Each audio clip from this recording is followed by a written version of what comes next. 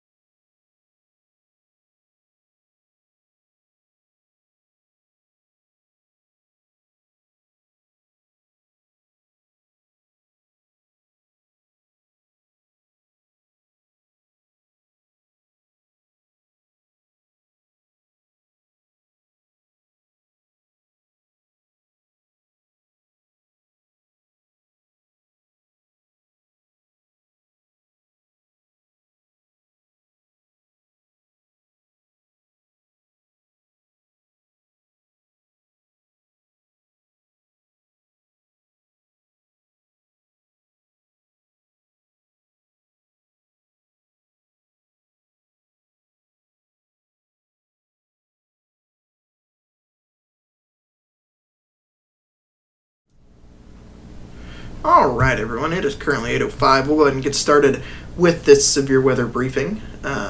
Thank you, everyone, for being here or watching this at any point in time, as it will be recorded on YouTube.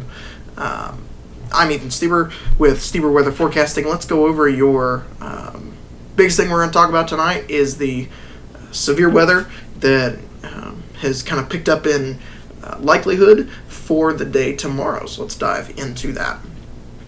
First up, what you can see on your screen is the Day 2 Convective Outlook, or the Day 2 Severe Weather Risk, issued by the Storm Prediction Center. Large area of the central U.S. from Indiana, about Indianapolis, down to the middle of Texas is under that slight risk, with a nice little enhanced bullseye kind of right over southern Illinois, western Kentucky, northwestern Tennessee, and eastern Missouri. And that's kind of really our big thing that we are talking about today. So if we get in a little bit closer to home, notice that that bullseye covers most everyone in the viewing area, including everyone along that US 50 corridor, on up to Jasper County, Effingham County, and Cumberland County. That's everyone under that enhanced risk, and everyone points south of that is also included in that enhanced risk. As far as the probabilities for each particular type of severe weather, first up is the tornado potential. Notice we are under the 5% tornado threat. I don't think tornadoes will be as big of a threat for tomorrow, but the likelihood is still there. Notice next up on the severe wind potential, this is really what's driving that 30% enhanced risk. We really could see some damaging winds tomorrow, and that's why most of the area under that enhanced risk is under that 30% severe wind probability. So that's what's driving that. Next up is our severe hail threat. Notice again, this is probably the lowest. We won't have to worry about hail quite as much, but everyone in the viewing area is under that 15% severe hail threat. Notice nothing in the hatched area, meaning we're not looking at this being a real significant event. However, we could still see the potential for some bigger damaging wind event, primarily with some possibility of some hail. And just to show it up here for reference as well, this is the Colorado State University probabilities as well for this event tomorrow. Tornado threats up on your left. Again, really low, almost zero tornado threat for tomorrow. Damaging hail, again, everyone's in that 15% risk. A big area of the 15% day 2 damaging wind risk, with the bullseye pretty well over southern Illinois. So that'll be something we will watch and we'll talk about here in just a second. So again, 30% enhanced risk for everyone basically along and south of I-70 for the day tomorrow. Let's dive in and see what future radar looks like. Notice we're going to pick this particular model up at midnight tonight, and watch over here in western Missouri, northwestern Missouri. This is where we're going to see our first thunderstorm development as we go through the overnight hours tonight. So as we go through the overnight hours, hour by hour, into the future, thunderstorms start to pick up in intensity in northwestern Missouri. This is now 7 a.m., and we see some thunderstorms off to our north and west, well past St. Louis, more towards the Kansas City area. As the day goes into the future, we'll stop this at noon tomorrow. Nice cluster of nice cluster of showers and storms, rather, in central Missouri. These will race eastward as we go through the afternoon hours. So as we keep going on into the future, we'll stop this now at, this is 5 p.m. Notice we do see a line of showers and thunderstorms start to develop off to our west, just past St. Louis, so east of St. Louis at this point.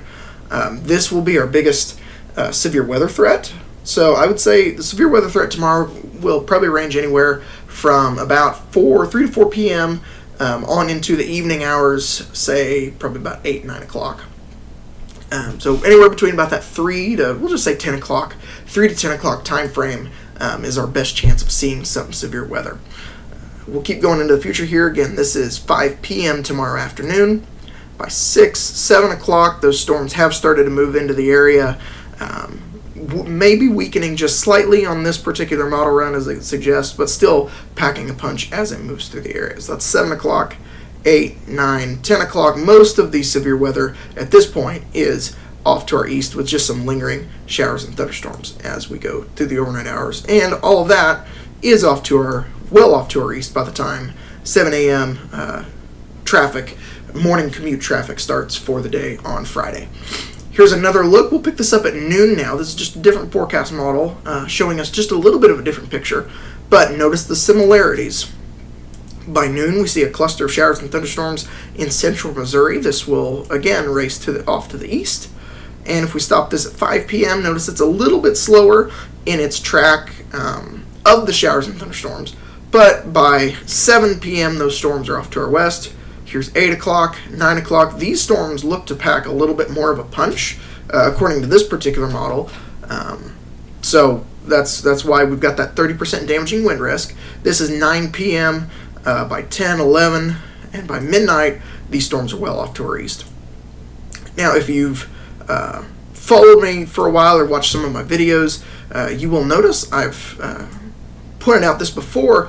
With these storms, we could see what we call a bow echo, and this is basically where the storms form a linear mode. They form a line as they race to the east, and they will kind of have this bowing shape to it. That usually indicates some damaging straight line winds. That's why that damaging wind threat is the highest threat out there for tomorrow. So that's what's driving that 30% damaging wind threat. And notice, right as where those storms are moving through is right where we see that enhanced risk for severe weather for tomorrow. As far as energy is concerned, this is our convective available potential energy, or kind of our storm juice.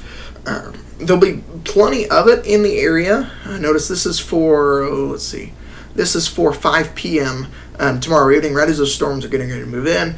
And we could be looking at anywhere north of 2,000 joules per kilogram, which is plenty of storm juice for this time of year. So definitely something to keep our eye on as those storms move in into the early evening hours.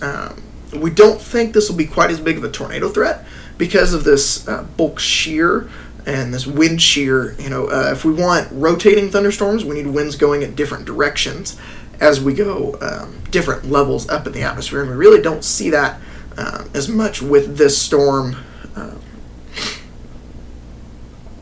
We don't see this as much in this system for tomorrow. So again, I don't think the tornado threat will be really huge tomorrow. It could be some isolated ones, but again, primarily a damaging wind threat for the afternoon hours tomorrow. So again, we'll time this out one last time on Future Radar. By noon, we'll just say by 4 p.m. tomorrow, we'll see some showers and thunderstorms off to our west around St. Louis. By, say, anywhere between 7 p.m. and about 9 p.m. is where we see the intense round of showers and thunderstorms probably moving through the area.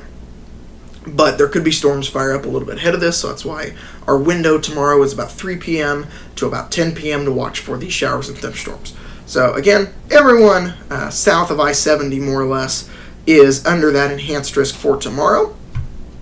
So stay weather aware. Watch for updates on this channel as we go into the day tomorrow and throughout the duration of the event. If the severe weather warrants it, I will be live streaming here on YouTube, keeping everyone up to date. So make sure you subscribe to the YouTube channel. It's really simple to do. Just go onto YouTube, look for Stieber Weather Forecasting. There will be a button right about here, right where it says my customized channel button. That's where you'll see the subscribe button. Click that. That way you will be notified every time a new video is posted or every time I go live.